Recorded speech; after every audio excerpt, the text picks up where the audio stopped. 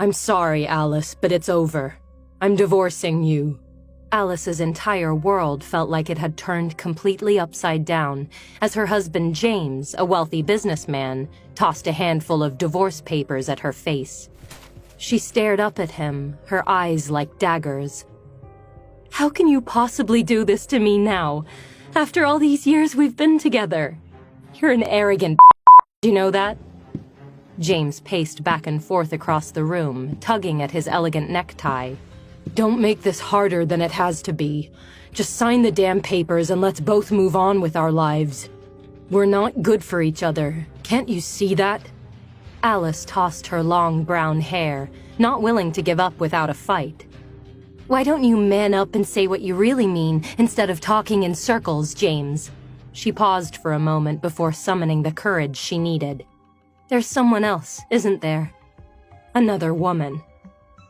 James froze in place, caught. Yes. Alice sank to her knees, trying her best to stay strong. I knew it.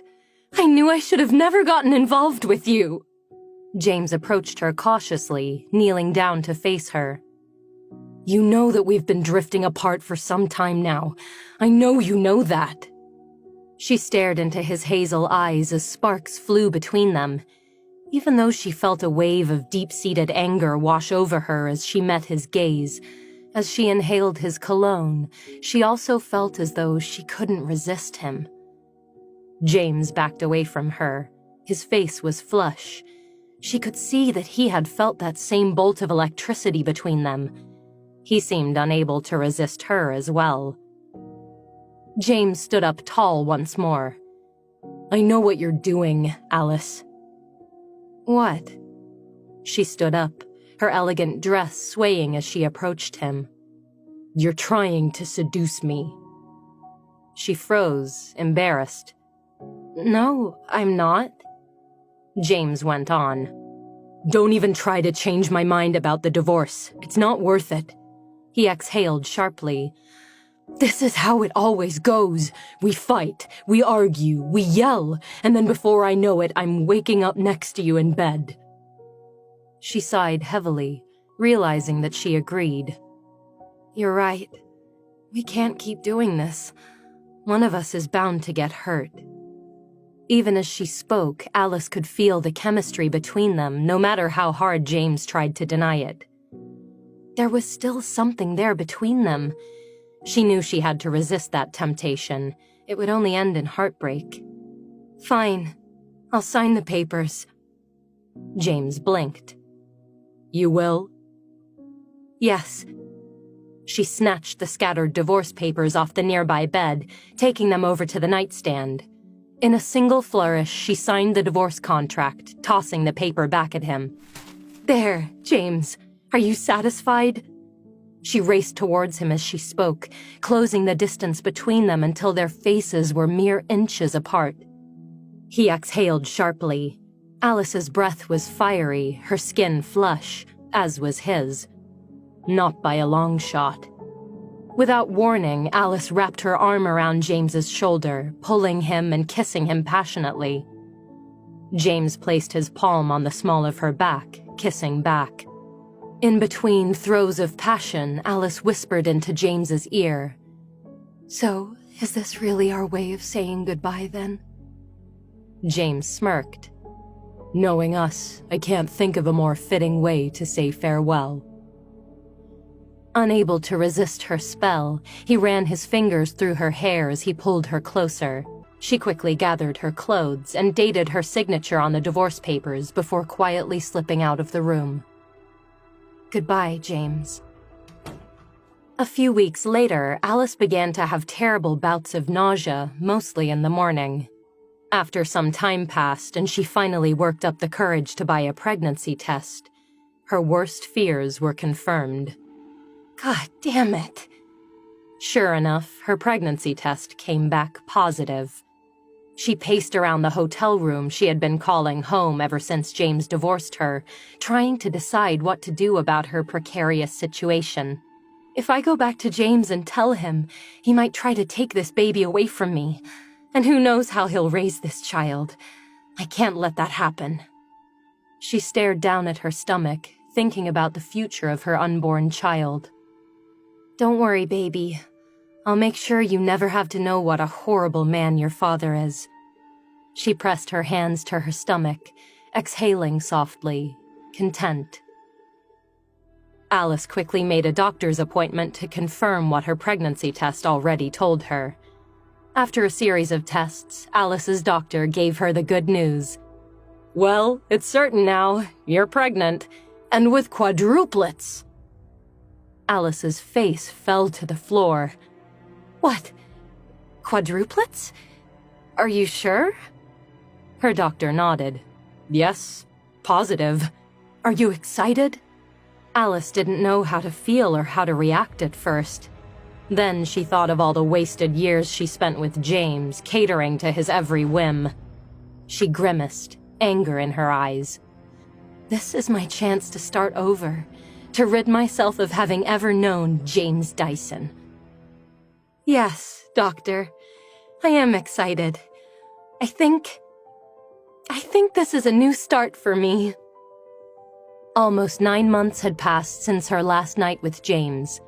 Late one night, Alice's contractions began. She called her friend Sharon. "Hi, Cher. It's time. I need you to take me to the hospital."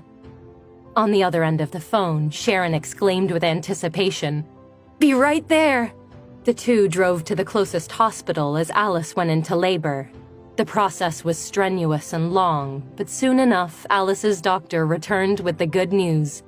"Congratulations, Alice. Both of your twins are happy and healthy." Alice's eyes snapped open, her heart pounding in her chest. "Twins? What about the other 2 babies?" As she spoke, she suddenly realized that this person wasn't her old doctor at all. Instead, a strange man with white hair and thick-rimmed glasses stood over her. "I'm so sorry to have to be the one to tell you this, but sadly, I'm afraid your other 2 children did not survive the birth." Alice felt the entire world swirl around her. She could hear her heartbeat in her ears, her mind racing. What happened to them?" The doctor leered down at her. "Don't dwell on it. Right now, you should focus on your 2 children. They're going to need all the love and support they can get from you. And if you stay stuck in the past, they won't get that." As he spoke, the doctor gestured to his right. Sure enough, a boy and girl baby rested in a nurse's arms, swaddled in blue and pink blankets. Though Alice was perplexed and horrified by the sudden news and desperate for more information, she felt exhaustion overtake her, and slowly but surely she passed out.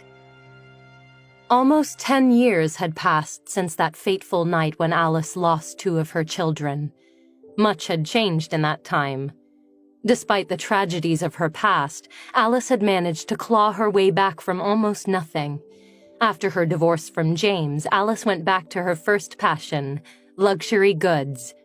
She moved back to New York, where she was originally from, and got a job as a high-end perfume designer, specifically specializing in the science behind scents and fragrances. Because of her natural ability, Alice quickly rose through the ranks at her company, becoming one of the most well-respected and successful designers of fine perfumes in the world. Because of this, Alice's company decided to send her on a special trip. Alice's boss explained, "We'd like for you to travel to Paris for a few weeks and meet with some very special clientele.